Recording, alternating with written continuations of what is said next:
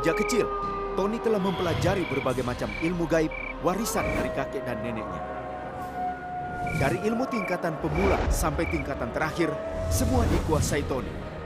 Dia menjadikan dirinya manusia yang tak tertandingi. Di antara 5 bersaudara laki semua, saya anak nomor 2 yang memiliki hari kelahiran Sabtu Pahing. Sabtu Pahing itu weton Jawa, weton paling tinggi, weton keramat. Karena itulah saya dipilih. Nah, kebetulan waktu itu saya juga sakit juga, kejadian waktu itu dianiaya guru SD. Nah, sama kakek saya disembuhkan. Tapi ada syarat perjanjian bahwa saya harus jadi muridnya dia, menjadi anak angkatnya dia langsung untuk menjadi pewaris ilmu terakhir. Karena kakek nenek buyut saya mengalami susah mati kalau itu tidak diturunkan. Untuk mengalahkan rasa takut itu saya ditunjukkan kesaktian dia dulu. Waktu pertama kali ditunjukin ilmu menghilang dulu sama ilmu pindah tempat. Pada waktu di rumahnya, di depan mata, udah ada di belakang.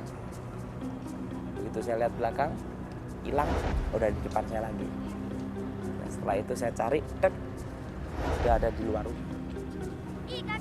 Di situ saya lihat, kagum. Wah, hebat juga ini. Wah, kalau punya ilmu kayak gini, enak juga ini. Nah, akhirnya saya tertarik. Di situ saya punya keyakinan, kalau saya sama kakek saya pasti tidak akan mencelakain saya. Ketertarikannya untuk mempelajari ilmu gaib membuat Tony harus melewati beberapa ujian.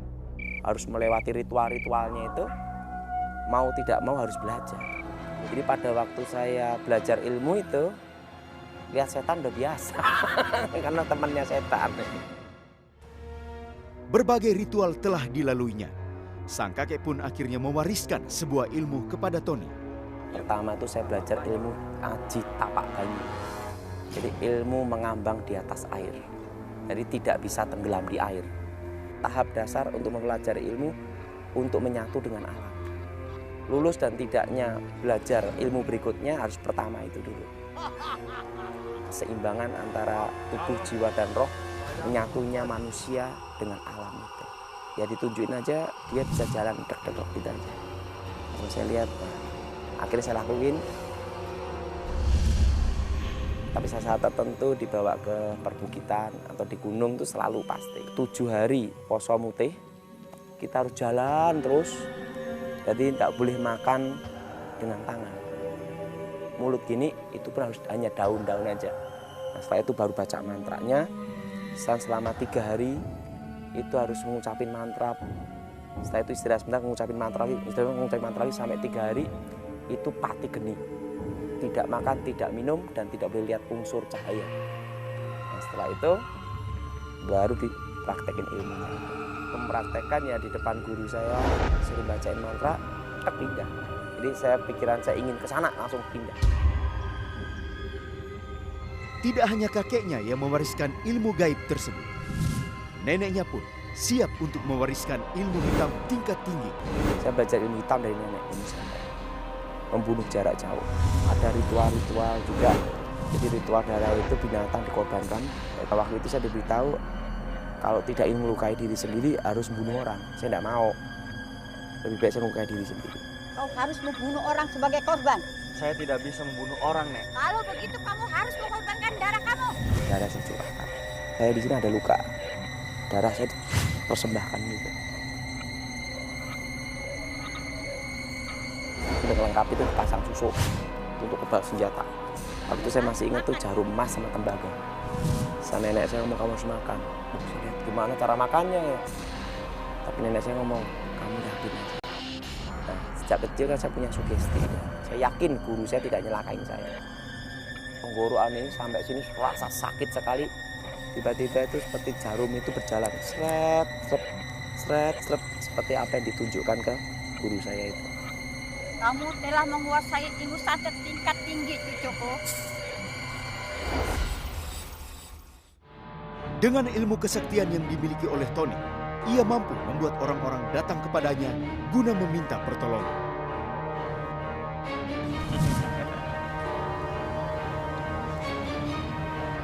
Apakah ini orang? Coba. Iya. Iya, Ki.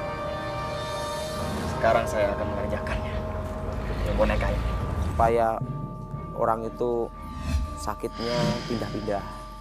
Kayak boneka gini kan. Jadi itu benda dibacain mantra, set kirim. Terus kena kepalanya pening gitu. Terusan buat orang itu sekarat itu, mati ndak hidup ndak, itu sering. Pokoknya sesuai order aja. Saya nggak suka ya lakuin semua. Tapi saya punya batas, tidak boleh bunuh. Saya buat orang setengah mati aja udah gitu. Tony terus memperdalam ilmu-ilmunya, bahkan telah mencapai ilmu tingkat akhir. Ya, kekuatannya itu kalau memukul orang jarak 50 km itu mati langsung. Dan itu ilmu santet tingkat tinggi. Ilmu itu punya pantangan tidak boleh menikah, tidak boleh nyentuh wanita. Nah itu yang paling berat. Nah, ritualnya paling berat dari semua ritual. Tidak boleh makan, tidak boleh minum selama 7 hari 7 malam. Untuk menguasai ilmu itu butuh berapa bulan? Baru bisa ilmu terakhir itu. Waktu itu ingin menjadi orang nomor 1 aja.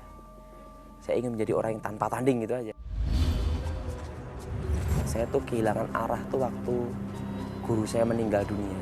Waktu itu saya ingin mencoba kesaktian itu. Tapi saya tidak mau nyoba kesaktian itu ke orang biasa. Nah disitulah saya bertarung, cari lawan, pergi ke dukun-dukun. Waktu itu saya masih ingat di berbagai macam tempat di Gunung Lawu. Saya di berbagai tempat di tanah Jawa ini udah saya kunjungin. Nah, saya kalahkan mereka satu persatu, dukun-dukun itu.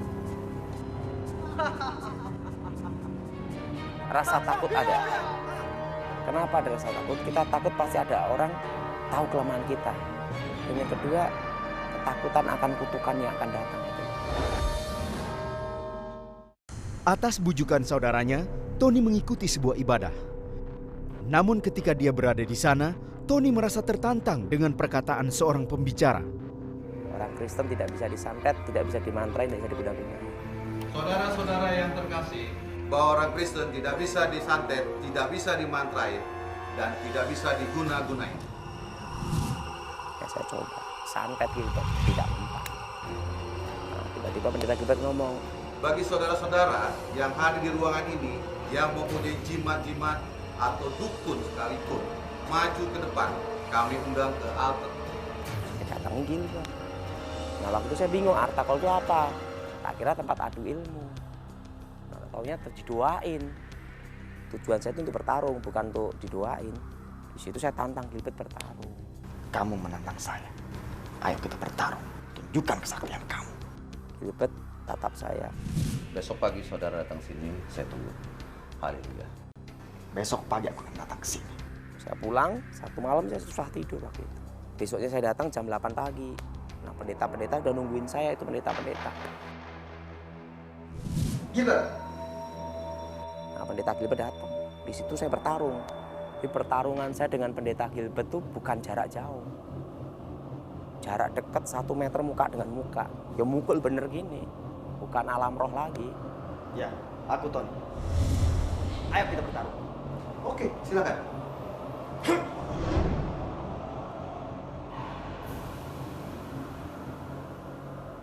Saya pukul itu mental. Itu malah balik. Itu benteng pertahanan saya hancur. Sampai keluar serbuk tembaga sama emas dalam tubuh saya. Waktu itu saya mau muntah darah, tenang lagi. Nah Gilbert waktu itu hanya haleluya, haleluya, haleluya gitu aja. Sama bahasa roh gitu. Saya juga bingung ini bahasa apa gitu loh. Saya pukul mental, pukul mental, pukul mental terus. Nah, waktu itu mendekati jam 12 siang saya ngomong sama Gilbert, ini ilmu terakhir saya. Kalau saya kalah saya berguru sama kamu, kalau saya menang kamu mati. Saya kalah. Saya akan berguru sama kamu. Kalau saya menang, kamu mati. Gilbert ngomong silahkan. Silakan, Tony. Saya baca mantra terakhir waktu itu Pamengkang Jagat. Sekali pukul 50 km batu hancur. Saya baca mantra Pamengkang Jagat itu, saya buka mata. Saya lihat dari tubuhnya pendeta Gilbert keluar cahaya terang. Di situ saya grogi. Maju atau tidak. Karena selama 2 hari itu ilmunya mental semua. Saya ingat pesan guru saya. Mendekat nanti usia 18 tahun, kamu melihat suatu cahaya terang. Nah, ini disebut Nur Cahyo. Tapi sambil keputusan maju, saya pukul Gilbert. Waktu saya pukul Gilbert, Cahaya itu membuat saya terpental. Itu cahayanya warnanya kuning keemas-emasan sinar pelangi. Cahaya itu membuat terpental kira-kira 10-12 meter. Saya kalah, hilang ingatan, gila setahun. Selama berbulan-bulan dia terus didoakan. Hingga 1 tahun setelah peristiwa tersebut, sesuatu yang supranatural terjadi. Waktu saya mental kalah itu gelap. Nah, waktu tepat setahun itu tahun 93, ada cahaya datang. Masuk kepala saya sembuh seketika. Dan ada damai yang luar biasa di hati saya. Terdengar suara akulah Alfa, akulah Omega yang awal dan yang akhir. Akulah Raja yang adil dari timur. Aku adalah aku, akulah Yahweh. Akulah Yahweh, Yahweh, Yahweh. Tiba-tiba cahaya itu berubah jadi Yesus Kristus. Saya tidak bisa lihat wajahnya, hanya jubahnya. Dan suara itu berkata, akulah Yesus. Saya ketemu Yesus sendiri. Dan cahaya itu berubah. Satu sosok, jubah putih, terang benderang. Tapi saya tidak bisa lihat wajahnya. Nah, disitulah saya bertobat. Tuhan Yesus menghilang depan saya. Tiba-tiba saya mau nyoba kesaktian, saya hilang semua sudah.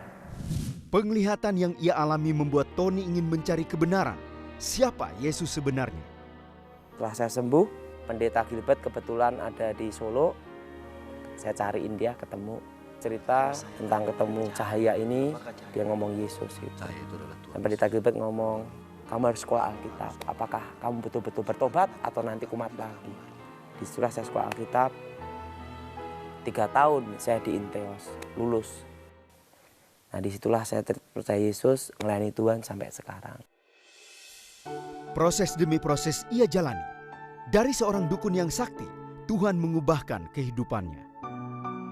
Tapi setelah saya lewatin semuanya, hanya satu yang bisa mengalahkan, Yesus Kristus. Dan waktu saya belum bertobat, hidup saya tidak bisa tenang, tidak ada damai. Setelah saya bertobat, hidup saya damai dan tahu artinya hidup. Tujuan saya itu apa? Yesus Kristus. Mau menyelamatkan orang berdosa. Saya tidak nyangka bisa bertobat. Karena setelah saya bertobat, saya sadari bahwa ada panggilan Tuhan untuk melayani. Supaya saya menjadi berkat bagi banyak orang. Supaya tidak banyak orang tersesat seperti jalan saya waktu belum bertobat.